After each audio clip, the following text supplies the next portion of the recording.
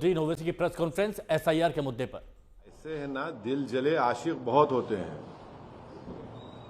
दिल के अरमा आंसुओं में बह गए। तो अब कोई 4-4 मर्तबा लड़के हारता है, उसके बावजूद भी अगर एमआईएम को बोलता है तो वाकई में एमआईएम बहुत बड़ी ताकत है। इलेक्शन कमीशन बनाता है वोटर लिस्ट, हाँ, आपको ऑब्जेक्शन का टाइम है, आप ऑब्जेक्शन भी नहीं करते, नंबर 1। वोटर लिस्ट फिर आती है, आप देखते नहीं। ये अचानक ऐसा है ना कि ये इलेक्शन के कीड़े हैं जो इलेक्शन से पहले उठ जाते हैं और इलेक्शन के बाद सो जाते हैं। हाई कोर्ट से इनको रिलीफ नहीं मिलता है, हाई कोर्ट गए 2-2 मरतबा, शायद 3 हाई कोर्ट रिलीफ नहीं मिला। एक साहब तो इनका नाम लेना नामुनासिब है क्योंकि वो कांग्रेस में थे, बीजेपी में चले गए, वो सुप्रीम कोर्ट गए, वहां भी कुछ नहीं हुआ। ये क्या मजाक है। बल्कि इन लोगों ने कंप्लेन दी तो हैदराबाद में बाड़े होते, बाड़े मालूम आप लोगों को? बाड़ा मालूम क्या होता है हैदराबाद में? पर मालूम बाड़ा, बाड़ा क्या होता है? बाड़ा ऐसा होता है कि एक घर होता है, उसमें 4-5 कमरे होते हैं, उसमें लोग रहते हैं, एक फैमिली, 4-4 फैमिली। ये ही हमारे जितने हमारे ये तमाम ये दिल जले मजनू हैं, कंप्लेन दिए। जब इलेक्शन कमीशन की टीम गई, जाकर देखा तो वहां पूरे वोटर थे। ये हर चीज में आप इलेक्शन हार रहे, मैं जिम्मेदार। हाँ, तुम्हारी पार्टी में तुम्हारा कुछ नहीं हो रहा, मैं जिम्मेदार। हाँ, तुम्हारे घर में मुर्गी अंडा नहीं दी, मैं जिम्मेदार। तुम घर में लाके भैंस को रखे, वो दूध नहीं दे रही, मैं जिम्मेदार। तो मैं कहां तक जिम्मेदारी लूंगा? ये इस तरह के वाहियात किस्म की बातें करके आप उन वोटर्स को जो आपको वोट दिए, हमारे खिलाफ दिए, उनकी आप तौहीन कर रहे हैं। वोटर निकल के वोट डालता है, आप उनकी तौहीन कर रहे हैं। और फिर जब एसआईआर होगा तो तुम क्या करोगे, बोलो? आप देखिए, ये 2 चीजें यहां पर, एक नंबर 1 एक एसआईआर और एक वोटर लिस्ट। मेरे को सबसे बड़ी फिक्र एसआईआर की हो रही है। अब एसआईआर जब होगा, तेलंगाना में होगा, अगर किसी का नाम नहीं आएगा तो ये लोग क्या करेंगे? तुम तो बोल रहे नाम नहीं आना बोल रहे ना तुम, इसका मतलब तुम भारत की नागरिक छीनना चाह रहे थे, छीनना चाह रहे उनसे तुम लोग। अरे मेरी मुखालिफत करना है तो करो, मगर किसी का तुम सिटीजनशिप पे क्वेश्चन क्यों उठा रहे? इस तरह की वाहियात बकवास बक के ये लोग प्रूफ कर रहे हैं कि ये लोग किसी वोटर का नाम निकालकर उसको सिटीजनशिप खत्म करना चाह रहे हैं, उसको कहीं का नहीं रखना चाह रहे लोग। ये असल मकसद है उनका।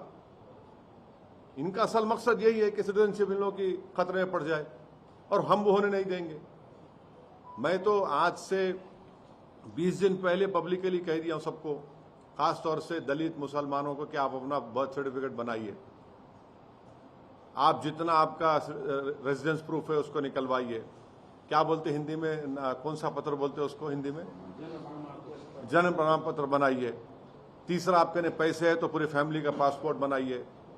और जो कोई भी वोटर लिस्ट की डेट तेलंगाना में इलेक्शन कमीशन देगा, जैसा बिहार में दिया 2002 की, जो भी देगा, हम इस ऑफिस से उसको वोटर लिस्ट को लेंगे, घर घर हम जाएंगे और किसी का भी नाम कटने नहीं देंगे इंशाअल्लाह, जो जेन्युइन वोटर है, जो भारत का नागरिक है। ये लोग तो इनको फिक्र ही नहीं है ना। देखिए, आदमी में एक विजन होना चाहिए, कुछ सोच होना चाहिए। आप इस तरह की बात करके तो एसआईआर को, आप एसआईआर से खतरा पैदा कर रहे हैं आप। तो ये इनका मामला है। सर, एसआईआर को लेकर सुप्रीम कोर्ट ने कहा है कि जो मिस्टेक्स हुए हैं ड्राफ्ट प्रिपेयर करने में, उस मिस्टेक्स को नहीं, सुप्रीम कोर्ट का ऑर्डर आया क्या? देखिए, ओरल ऑब्जर्वेशंस को ऑर्डर मत समझा करिए। अभी बहस हो रही, कोई ऑर्डर जब आएगा जब बोल सकते हैं। अभी तो एक ओरल सवाल जवाब बेंच अगर पूछ रहा है ऑनरेबल जजेस पे, तो उस पर कैसे हम? आपको लग रहा है कि मिस्टेक्स रेक्टिफाई करने का ड्राफ्ट जो हुआ है, मिस्टेक जो रेक्टिफाई कर रहे हैं, वो एक्सरसाइज नहीं है? नहीं, काम नाम ही नहीं, नाम कट गए भाई। आप बोल रहे कि इतने लाख लोग शिफ्ट हो गए, हम बोल रहे नहीं वो शिफ्ट नहीं है।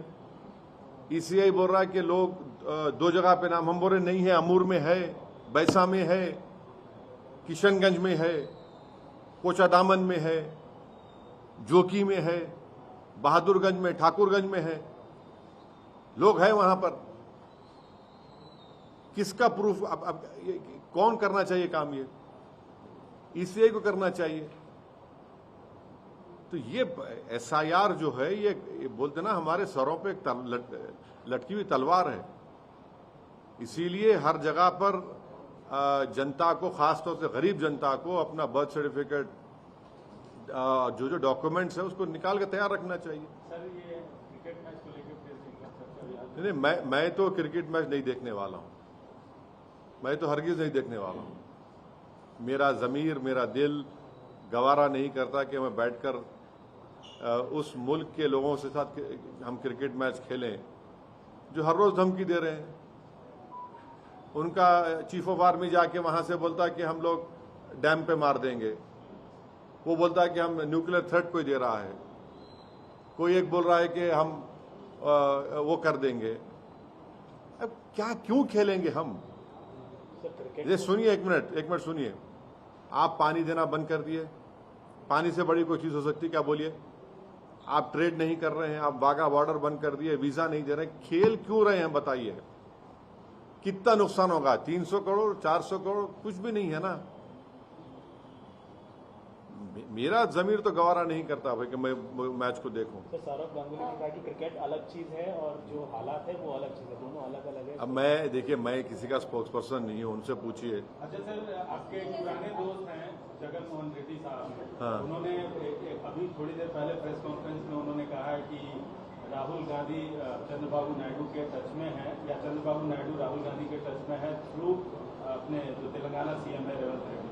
क्या कहें? जगन मोहन रेड्डी मेरे दोस्त है और रहेंगे। अब वो क्या बोल रहे, क्या नहीं बोल रहे, आप जगन मोहन रेड्डी से जाके विजयवाड़ा में मिलिए, मेरा सलाम पहुंचाइए, आप बोलिए कि इस पे आप टिप्पणी कर दीजिए, वो बोलेंगे। जगन मोहन, देखिए, जगन मोहन रेड्डी दोस्त है मगर वो एक पार्टी के हेड है, मैं अपनी पार्टी का जिम्मेदार। लगता है क्योंकि आप भी चंद्रबाबू नायडू की मुखाफत करते रहे हैं पिछले